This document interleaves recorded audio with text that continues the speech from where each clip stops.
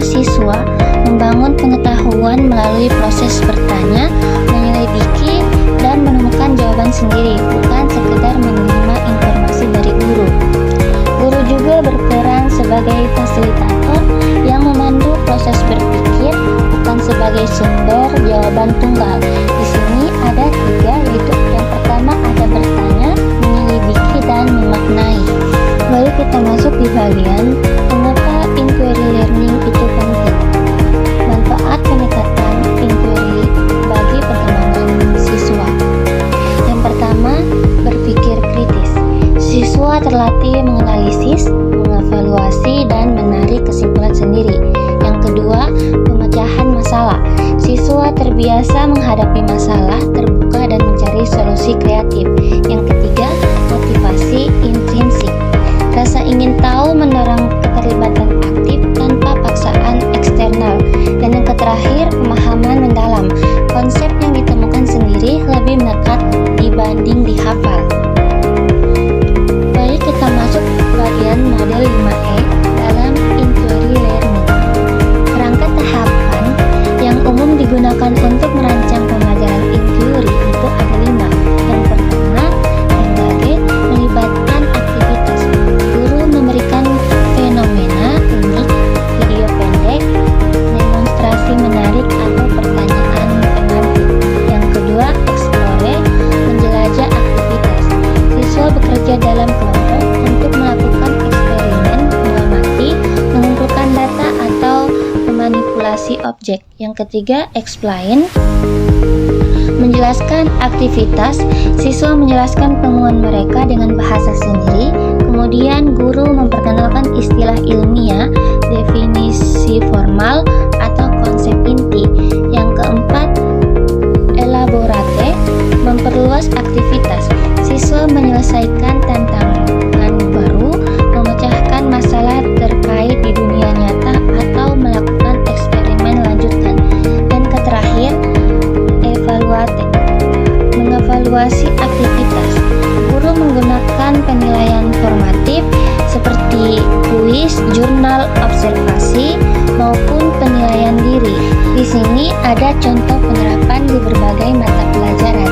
Di pelajaran IPA itu topiknya pertumbuhan tanaman. Siswa menyelidiki faktor yang mempengaruhi pertumbuhan tanaman melalui eksperimen. Mata pelajaran bahasa, topiknya teks hikayat. Siswa menganalisis unsur intrinsik dan ekstrinsik dalam suatu hikayat dan menyusun laporan hasil analisis. Mata pelajaran matematika, topiknya pola dan barisan.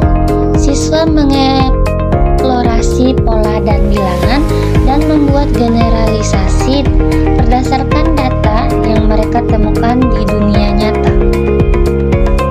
Dan yang terakhir, mengapa perlu menerapkan model inquiry learning?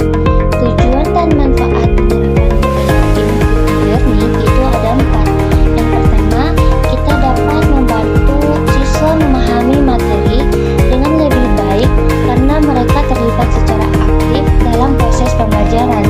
Yang kedua, siswa dilatih untuk menyelidiki sesuai dengan metode ilmiah dan mengembangkan pola pikir yang logis dan sistematis. Yang ketiga, kita dapat meningkatkan kemampuan bernalar kritis siswa dalam mengelola informasi dan menarik kesimpulan. Dan yang keempat, siswa dapat mengembangkan kemampuan berkomunikasi yang lebih efektif. Lalu, bagaimana langkah-langkah penerapan model inquiry di kelas? Penerapan model inquiry di kelas itu ada 7 tahapan yang perlu kita lakukan. Yang dimana itu yang pertama orientasi, yang kedua merumuskan masalah, yang ketiga menyusun hipotesis, yang keempat mengumpulkan data, yang kelima menganalisis data, keenam menarik kesimpulan, dan yang ketujuh mempresentasikan hasil.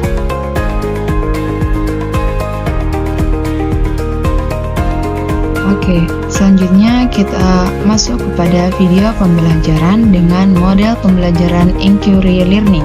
Nah, di sini saya mengangkat materi mengenai teorema Pythagoras, khususnya menemukan rahasia segitiga siku-siku. Adapun tujuan pembelajaran kita pada hari ini, setelah menonton video ini, peserta didik diharapkan mampu yang pertama, mengidentifikasi masalah nyata yang berkaitan dengan segitiga siku-siku. Yang kedua, merumuskan dugaan atau hipotesis tentang hubungan sisi-sisi segitiga siku-siku. Yang ketiga, memahami proses pembuktian teorema Pythagoras melalui visualisasi luas persegi.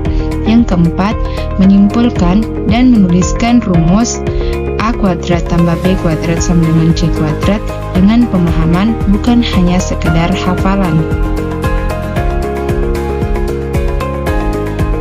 Nah, selanjutnya kita masuk pada penerapan model pembelajaran inquiry learning pada tahap pertama, yaitu orientasi. Nah, pada gambar ini ada sebuah tembok dan tangga bersandar. Tangga tersebut bersandar pada tembok sehingga membentuk sebuah segitiga siku-siku. Nah, pada gambar tersebut, jika panjang tangga 5 meter dan jarak kaki tangga ke tembok itu 3 meter, berapa tinggi tembok yang bisa kita capai? Selanjutnya, tahap yang kedua yaitu merumuskan masalah. Nah, dari permasalahan tadi muncullah pertanyaan besar. Pertanyaannya yaitu, adakah hubungan matematis antara panjang ketiga sisi pada segitiga siku-siku? Nah, inilah yang akan kita selidiki bersama. Selanjutnya, tahap ketiga yaitu menyusun hipotesis. Sebelum mencari jawabannya, coba buat dugaanmu tersendiri terlebih dahulu. Menurutmu, apakah jumlah dua sisi pendek segitiga sama dengan sisi miringnya? Atau ada dugaan lain, misalnya lewat kuadrat atau luas persegi? Tuliskan dugaanmu, lalu kita buktikan bersama ya. Selanjutnya, tahap keempat yaitu mengumpulkan data. Nah, mari kita gambar segitiga siku-siku dengan sisi 3 dan 4 satuan. Sekarang kita buat persegi pada setiap sisinya. Ayo hitung setiap luas persegi dengan menghitung kotak-kotaknya. Persegi pertama luasnya yaitu 9, persegi kedua luasnya 16. Sekarang berapa luas persegi pada sisi miringnya?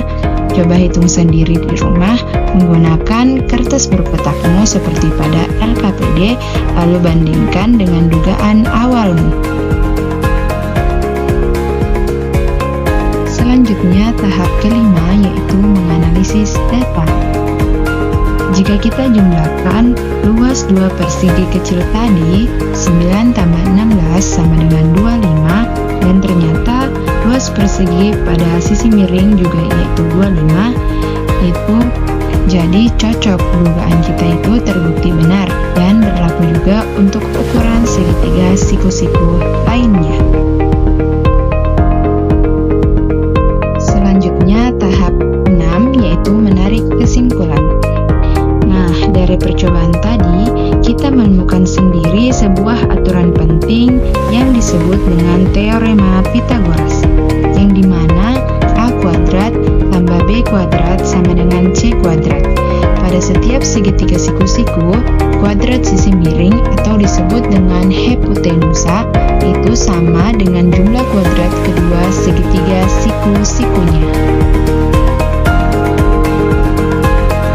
Nah, tahap ketujuh yaitu mempresentasikan hasil dengan menerapkan kembali ke soal tangga pada awal slide, yang dimana diketahui panjang tangga disimbolkan dengan C yaitu 5 meter, jarak kaki tangga ke tembok disimbolkan dengan B yaitu 3 meter, dan tinggi tembok itu disimbolkan dengan A yang belum kita ketahui dan akan kita cari. Yang dimana untuk menyelesaikan permasalahan ini kita menggunakan rumus teorema Pythagoras yang kita temukan tadi, yaitu A kuadrat tambah B kuadrat sama dengan C kuadrat. Nah, kita masukkan nilainya atau kita substitusikan nilainya, yaitu A kuadrat tambah B, kita masukkan nilai B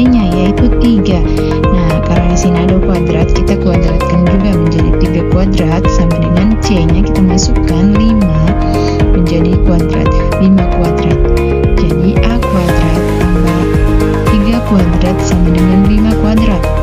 Nah, selanjutnya kita selesaikan A kuadrat sama dengan, kita pindah ruaskan 5-nya ke depan, atau 5 kuadratnya langsung kita selesaikan 25. 5 kuadrat itu sama dengan 25, jadi 25. Selanjutnya 3 kuadrat.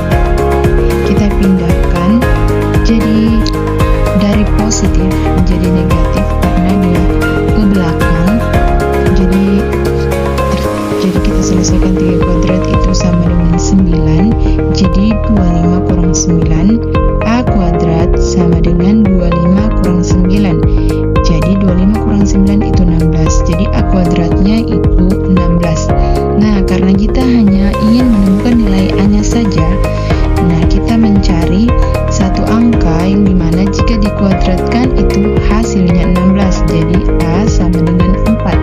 Jadi jawabannya tinggi tembok atau disimbolkan